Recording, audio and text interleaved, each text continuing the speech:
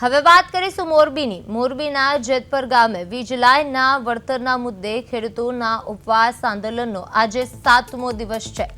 આંદોલનકારી ખેડૂતોને મનાવવા માટે મોરબીના પ્રાંત અધિકારી પ્રવીણસિંહ જેતાવત અને ડીવાયએસપી જેએમઆલ છાવણીની મુલાકાતે પહોંચ્યા હતા, પરંતુ આશ્ચર્યજનક રીતે ત્યાં હાજર મીડિયા કર્મીઓ જોતા જ બંને જવાબદાર અધિકારીઓ કોઈ પણ પ્રકારની વાતચીત કર્યા વિના ત્યાંથી ઝડપેભેર ભાગી છૂટ્યા હતા।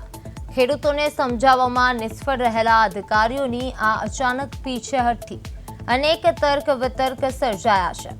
હવે પોતાની નિષ્ફળતા છુપાવવા માટે અધિકારીઓ ભાગ્યા હોવાનો આક્ષેપ કરવામાં આવ્યો છે અને આંદોલનકારીઓ દ્વારા કરવામાં આવી રહ્યો, જેના કારણે તંત્રની કામગીરી સામે અનેક સવાલો ઊભા થયા છે।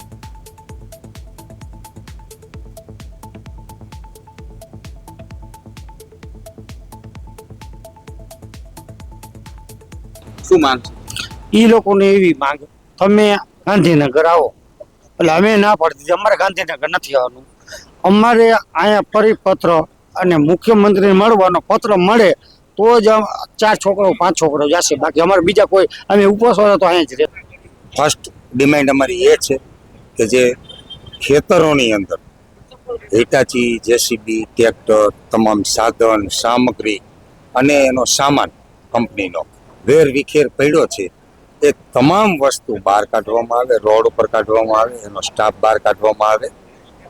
ત્યારબાદ સરકારશ્રી તરફથી લેખિત જે કંઈ ડિક્લેરેશન કરી અને ગુજરાત માટેનો કાયદો, લો કે પરિપત્ર બનાવવાનો હોય તે લેખિતમાં મુખ્યમંત્રી શ્રીના વેરિફાઈ થયેલું અમને પહોંચાડવામાં